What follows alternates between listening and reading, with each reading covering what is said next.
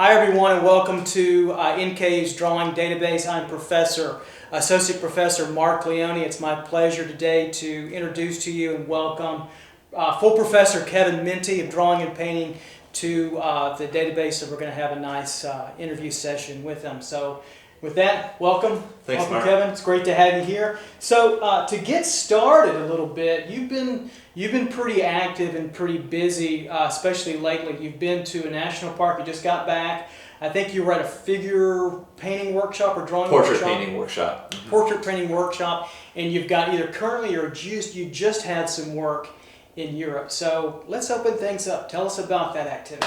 Yeah. Well, right before I went off to the portrait painting workshop, I was commissioned by a company called Boston Art to make a 3-foot by 6-foot painting for a cancer research center, and so our cancer research facility. So sent that off with fingers crossed. You know, when you're sending things that big, you never know what's going to happen. Right. They got that and they loved it, so that was good. And then I always like to try to use some sort of like reward afterwards. So we went to this portrait painting workshop with James Tennyson, an artist from Texas, your home state, and learned a lot about portraiture, met some interesting people. Cool. And then got to do some hiking in the North Cascades. So that was pretty good. The gallery in Europe, which is called Gallery Kirk, they're in Denmark. They've had my work in a few group shows and then also a few art fairs. So the response has been good, and I guess, you know, Kevin Muente, big in Denmark. Yeah, hey, that's not a bad gig to have. So that's pretty active stuff, and it's good to see from, you know, our own colleagues, our own faculty, you know, not only being, you know, active scholars and teachers, but also active, you know, professional artists. So Kevin, tell us a little bit about your painting process. Go a little bit deeper for us and tell our students in YouTube land, whoever, how you formulate an idea, both landscape maybe and figurative, and then from moving through that entire process, go a little bit deeper about what type of brushes you use or what type of palette are you most comfortable with or that you use. Well, one of the first things I think about is I'm really receptive to all sorts of art, whether it's film or photography or painting, drawing, and TV shows. And sometimes I'll see an image that might inspire me. I might try to use that compositionally, and often I will, and sometimes I get ideas just from reading books or looking at magazines like National Geographic, and I kind of spin off of that a little bit. Occasionally, while I'm dreaming, I come up with ideas. Do you document those when you dream? I'll do little thumbnail sketches, and for example, there's one painting, it's of my sister-in-law, it's called New Year's Day, and originally I had this dream of her pushing a baby carriage, off-roading it through the landscape, and when I had this idea in mind, I actually sometimes set up images that would inspire my models. And so when I was up in Wisconsin and I showed her some of these things, she was game to do this. She had been diagnosed with thyroid cancer, which she's beat, which is awesome. That's great. And at the same time, she had our niece, she had a baby, which was our niece, born 2 months premature. And I was just like, man, that's a lot of stuff to be straddled with in terms of thinking about all that stuff and making life decisions. So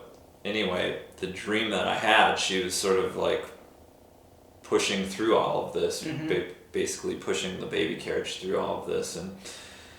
And what actually happened the day that the photo shoot happened, nature wasn't quite cooperating. It was 30 below zero with the wind chill. And so any pictures I had of her coming towards the camera or just the frostbite would have been really hard to kind of Right. compensate for, and just so I had her looking away from the camera. She's actually looking over Lake Michigan on a cliff. Yeah, it's on a cliff. Yeah, Sure. and so I think that the cliff, the landscape itself acts as a metaphor to try to enliven what's going on. So you're not quite sure what's happening, and I like to keep it slightly ambiguous, but you feel that there's this great weight on her shoulders of contemplation. And so after I did it, then all of a sudden I started making the painting, and I'm like, oh, Caspar David Friedrich's painting. There's this figure on a mountainside. So sometimes things kind of come into my mind subconsciously as well. So yeah. I was the comment I've made in the past. There seems to be this element of fear. There seems to be an element of danger going on off composition, where your viewer intuitively feels like there's something happened or something will happen. And to me, it relates a little bit, and I look a lot to film when I was doing figurative work, and probably will again. A lot of film directors, composition, mood, and tone. But there feels like there's something that has happened. And some of the artists you just talked about, Friedrich is one I think about. Yeah. Painting style, the coolness of some of the tonality of color, the clarity, and also Wyeth. I think about, and a little bit of maybe Hopper and / Homer, the two H's there. Who are your influences currently, and have they changed over time, or do you still take on some of the same influences that maybe you were intrigued with, let's say, 15 years ago? Well, you have a good list of people that constantly inspire me. I have images of Wyatt and Hopper and Homer all in my studio that I work from. Some contemporary people, Bo Bartlett, which is sort of in the lineage of Wyeth, Odd Nerdrum. I've always liked his sort of apocalyptic scenes, and the figures, obviously they're angst ridden and there's something going on, which is something that 15, or I don't know, maybe way more than 15 years ago, but when I first started painting, there was a large Odd Nerdrum painting at the Milwaukee Art Museum that I was just enthralled with in terms of what was happening, and you couldn't quite figure it out, and it just kind of gives you enough but never gives you everything. And so you stay with those types of images. Yeah, there's that sense of that mystery there. Just plug for the Milwaukee Art Museum. It's fantastic. If your audience has never been, please do go to that. There does seem to be that sense of taking the lineage from the past, the Dutch, the Italians, Germans, and then contemporizing that to context for day, and then also using film, obviously photography as well. Yeah. With that in mind, a couple of questions also in process. So most of your models I recognize. Now some of our audience won't, but I recognize them. How do you go about choosing models? How would a young artist? Oh, well, I think one of the things is sometimes I'm looking for someone that may have lived some of these experiences. Sometimes I'm actually really impressed with how somebody might take on some of these personas. And sometimes I'm looking for a little bit of the exotic, something that's not so normal, something that's a little bit unusual. It's really kind of captivating. So that's one of the things that I like to look for. If you look at some of like Gregory Crewdson photography or Sally Mann's photography, those are also influences. And when you see some of the figures in their photographs, there's something that immediately is just like, whoa, there's something really captivating about that. So my eye is always open to that. So would you say it's primarily people that you know? Are there any strangers you've ever asked before? I've never asked anyone. Well, I have asked some people that I didn't really know. I have never really worked from those pieces, but I do like to get to know people a little bit. So sometimes they're friends, family members. I've used myself often. and sometimes they're former students that Right. I've had Right. or Right. colleagues like Right. Stephen Fink. Right, Stephen, yeah. And there was one ranger when I was in Everglades National Park who was he was kind of a curmudgeon-y old guy, but like he got the job done and he led us on this hike through all this long grass, and I just like, I was like, wow, this guy seems very sage-like. I want to try to use him. I took some photos after I asked him if I could use him as a model, and he said yes, but never quite got to the painting stage of that. Sure, there's probably some editing process in that. Could you tell our audience a little bit about the type of material you work in? Obviously, predominantly oil. What, if you could briefly, what kind of palette do you use, and what kind of brushes do you like using?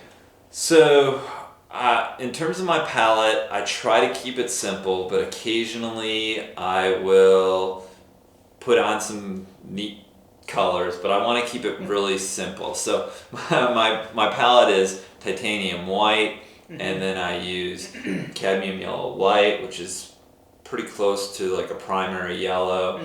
Sometimes I use cadmium orange. Sometimes I use yellow ochre. And then in terms of reds, I use cadmium red medium. I use alizarin crimson. And then purples, I'll sometimes use cobalt violet or dioxazine purple. That kind of comes in and out of my palette. And then cobalt blue, which I feel is a sort of a really true blue. And then phthalo blue, which is very close to the green spectrum, and it can really be hard to use occasionally, but a lot of times kind of fluorescent and kind of wild in that sense. It's a really intense blue with just throw a little yellow into it and you get really good green. So that's one of the colors I use a lot for landscapes. And then burnt umber, I always have burnt umber on my palette. That's kind of my workhorse. Sometimes I'll actually use that to get a little bit of a grisaille going in some of my paintings. Kind of underpainted the umber tone and kind of get the value signature out there, and then kind of let that dry, I would assume. Yeah, sometimes. And sometimes, and then add color on top. What kind of brushes do you primarily use? And brushes, I have a whole variety of brushes. I have some Princeton brushes that I've just gotten they're bristle brushes, but I prefer synthetic bristles so that the paint can be blended a little bit more efficiently. And then I have a few sables, but I like to use filberts a lot because I can use the edge for curves in the figure, but I can also use the edge, the side edge, for lots of crisp edges. Right. So for those of you that don't know the filbert, how would you describe it? It's kind of a flat, straight head, but then it's chiseled. It's got a slight curve on the edge, and I've always preferred the filbert. But I think there's a time and a place, sometimes for the flat, and sometimes for the curve. Do you ever use a fan brush at all? I do. I sometimes will use different variations of fan brushes, some small, some large. Sometimes I'll use some small rounds that I can almost like just fudge an edge, soften that edge a little bit, which sometimes if I have a fan brush, I might just totally explode that edge and it might not hold. I have a couple of sign painting brushes which really allow me to do several lines, which I can do grass after using for lots of strokes. And then I have a couple of crappy brushes that I sometimes use for texture that give me interesting texture. And then I have one fan brush that I actually, if you can imagine a fan brush being like this, I cut areas out so it's almost like a hand, and with one stroke I can make about five blades of grass or something. So I use that a lot to just kind of texturize the landscape. So that's a good lesson. So we can say then, Kevin, that you're also altering your tools to meet your own specific needs. It's something I talk about in drawing quite a bit, is that you can alter an eraser, alter a pencil, to kind of a weird, idiosyncratic, sort of, funky way that is specific to your specific needs. I think that happens. What, in your case, what type of canvas do you prefer in most of your works? Well, I use usually I think it's 12-pound cotton duck canvas. I have painted on linen. I really like painting on linen, but it's so expensive that then I'm hesitant to make big decisions on the canvas just because it's so precious with linen. Sure. So I like to paint on canvas. I like to paint on gessoed paper, but I use that for just studies often. And I like to paint on board as well. I like how paint slides on board. So I've really become accustomed to painting on just about anything. At first, when I was a student, I only liked to paint on wood or on paper, gessoed paper. Really? And I didn't like the give of the canvas, but now all of that works. So let's segue into that. Where did you do your undergrad work? Yeah, I went to the University of Wisconsin-Milwaukee, and then my graduate work was at the University of Cincinnati. Right. And so when you were at UW Milwaukee, is that where you started to develop your kind of proclivity to paint mostly on wood and paper, or did you feel like, was it something about the canvas that just wasn't doing it for you? You tried it probably, and just maybe it fell apart enough times that you're like, okay, that's enough of that for a while. Yeah, I mean, maybe I just didn't. I liked how the paint slid a lot on gessoed paper or on wood. I think on canvas, maybe I wasn't. When you're first learning these things, maybe I wasn't gessoing my canvas enough, and maybe the paint was seeping in. But if you ever start to paint on canvas compared to, say, a gessoed board, you'll see that the paint doesn't go as far on canvas. So, but now I'm used to that, so it doesn't bother me. Yeah, sometimes you'll come full circle to maybe aspects in art school for all of us that you first kind of explore a while, and then it just doesn't work out, and you get frustrated with it. I think I know I've been through that. And you're like, okay, I'm going to put that down for a good long while. And then for whatever reason, at some point you come back to it, and it's like you have that aha moment. It's like, okay, there's a delayed kind of learning response you get. Sometimes you never do, and it's just not part of your vocabulary. I'd like to talk a little bit about one of my favorite paintings of yours in the figurative series. And that is American Gothic, and that's the one with one of our colleagues, and you NKU students will know, Stephen Fink. So how did this particular painting come about in terms of ideas? How did you approach Stephen about it? And walk us through that process, and also walk us through the title, to what all that layered meaning means for us. All right. So Stephen and his wife Anna England, who also taught here and taught in the ceramics department, she's recently retired, they would have, every year they'd have this maple syrup baked down. Right. And so you're basically taking all of this maple syrup and making it into maple syrup, and it's a simple process, but it takes a long time to sort of, I don't know if distill would be the right word, but anyway, we'd go out to their property. They have a great couple of acres in the woods, and they have really a strong light source at night, because this takes all night long to do. And I did this one painting called Work Night, where there's a chair and there's an axe or hatchet in a stump, and I kind of arranged that stuff while we were just baking down the maple syrup, and took some pictures, and I was like, ooh, I like the presence of the figure without having the figure in this. And it's like, well, what is going on? But these are things that people have if they live out in the woods. Sure.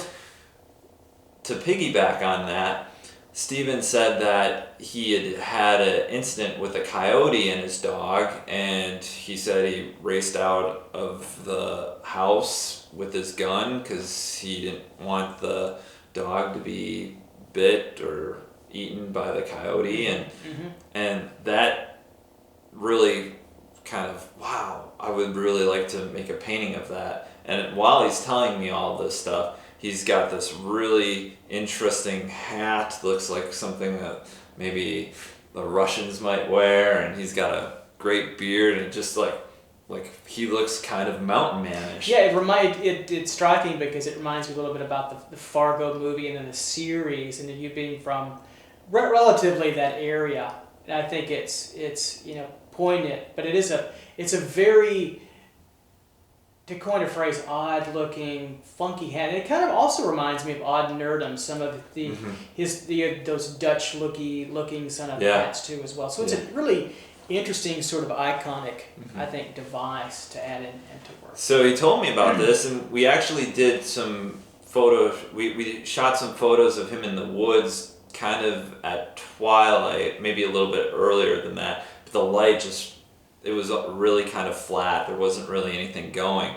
And then when he had the generators on with the big lights and we're late at night, I just saw the way that the light was hitting his face, and I was like, this looks like almost like a contemporary Caravaggio. And so I was like, can we reshoot this a couple times? And he said yes, and so then it happened. And in terms of American Gothic, if you look in the background, there's his studio space, an honest studio space, and it looks a little like a barn, and it looks kind of like the type of architecture that might be in Grant Wood's American Gothic. So I just titled off in that. Yeah. When you took those photographs, the point of view seems to be from lower. So were you on like a lower aspect on your knees a little bit, or? Yeah, I was probably on my belly, and I've been shooting with my phone now, but I haven't used any photos yet from my phone. I still like to use a camera a digital camera that I can move the screen so I can get really low sometimes on my belly and take pictures. And almost all of my figures, the point of view is sort of a worm's eye looking up at the figures, and I think that makes them more heroic. More monumental. And sometimes maybe more ominous us too as well. Yeah. And in terms of realism and realist painting, sometimes there's this sort of stigma against people that work from photographs. And I draw and paint weekly from the live model, but I can't do this work without working from photographs.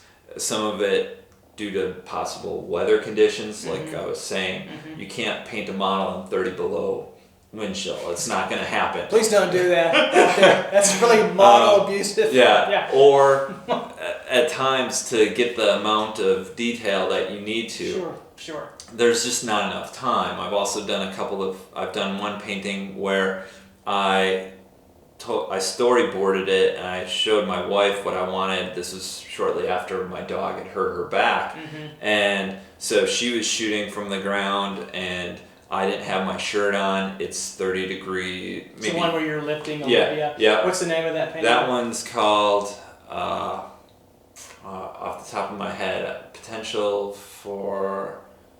I can't. We'll show it. Yeah. But anyway, like I couldn't possibly paint from life my dog who's 50 pounds, which isn't that much, but you can't hold a 50-pound dog and paint a self-portrait at the same time. And a self-portrait, so that would be...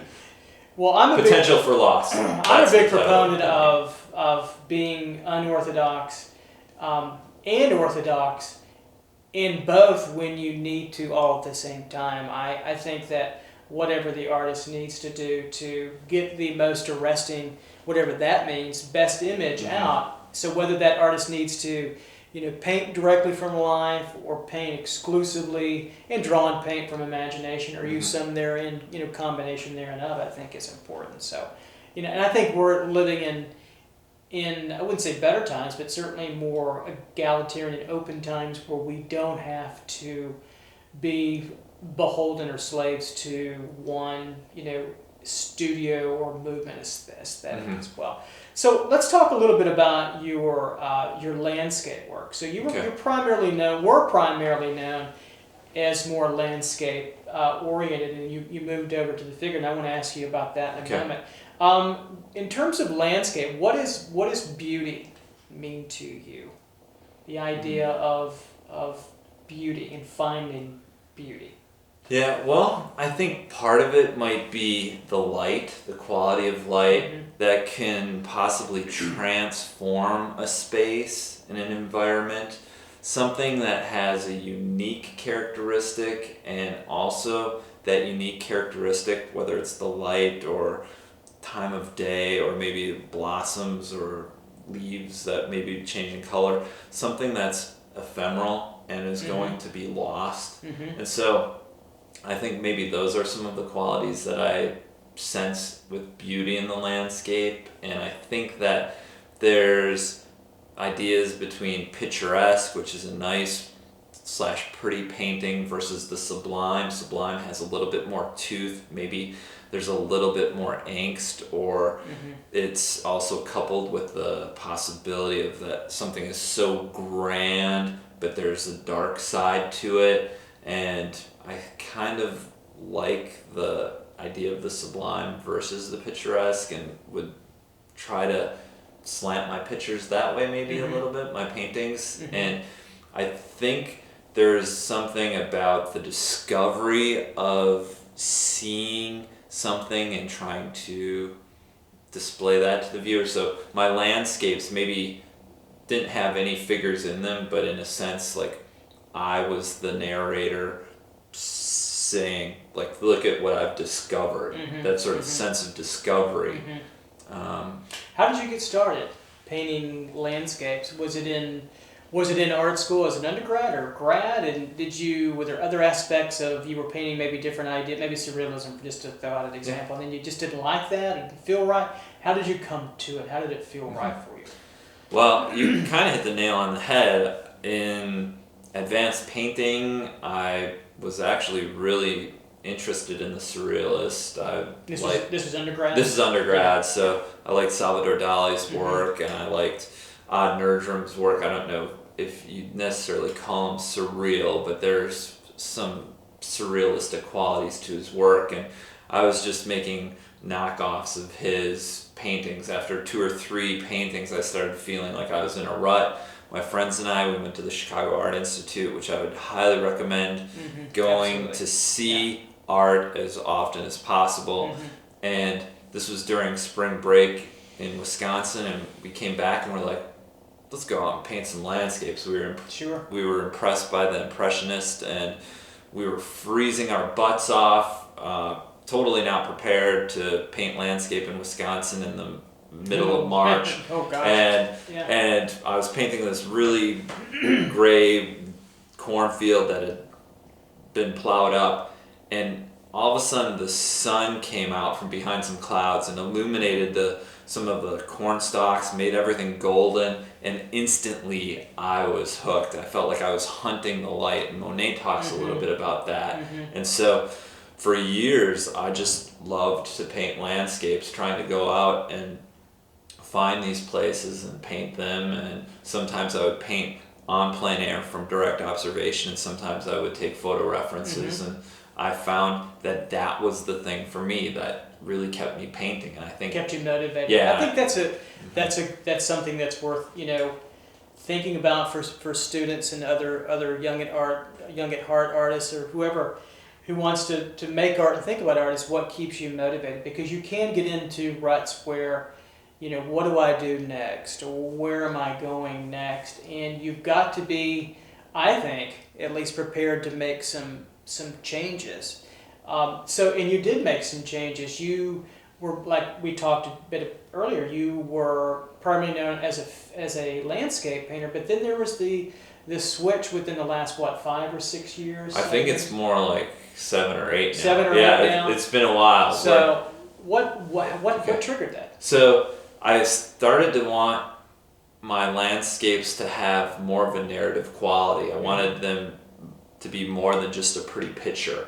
And so I actually started building and designing my own frames. Sometimes they had niches with found objects that I found on location at these places that I painted, or the frames might have had paintings in them themselves, and then the viewer would have to try to navigate and try to figure out what was going on. And I felt like that was maybe the start to my figurative narrative pieces, just trying to really tell a story a little bit more with what I had.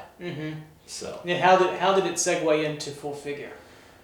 Well, I think what happened was I just finished a couple of paintings with these frames and had a show, and all of a sudden I just had a little breathing room. And I would really recommend every once in a while having some breathing room and trying something. And my wife came home with a baby bird that she had rescued, and I was inspired by that.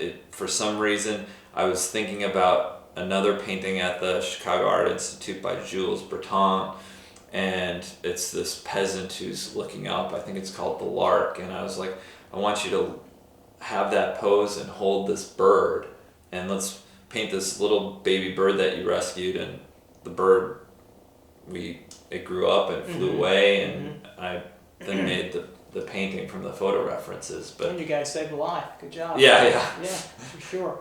So, as you have been at this a good while now, we both have.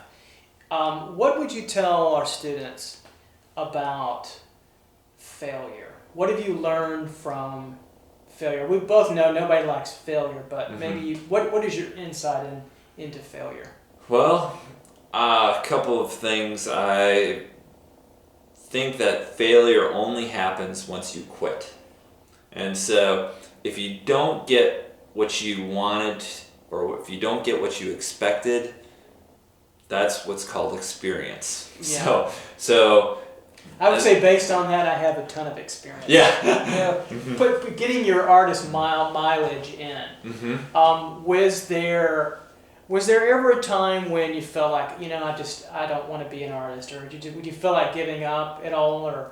No, I mean, I think I like being able to share my ideas and my images with the world, and I think that the world needs more good art. And so I don't know if you think that I'm doing that or not, but that's what my idea is, that I'm going to try to keep making paintings that hopefully inspire people. And if something doesn't work, the one thing that I always kind of think about is that I'm really happy that I'm not a singer and have to perform. And because in the studio, I can have a bad day. I can make things go bad pretty quick at times, or maybe you're just not feeling it someday, and everything goes to pot, but nobody sees it. Right. And that's that's one of the sort of safety nets of being an artist. Whereas if you were a singer and you had a bad performance, everybody will see it. That can certainly make it nerve-wracking if 15,000 of your best friends were in an auditorium watching you do a painting and you flubbed it. Yeah. that would be certainly difficult to handle. So we've just got a few minutes left. Kevin, what would you tell our audience, our students out there? What kind of advice would you give young, aspiring artists? What could you say to them?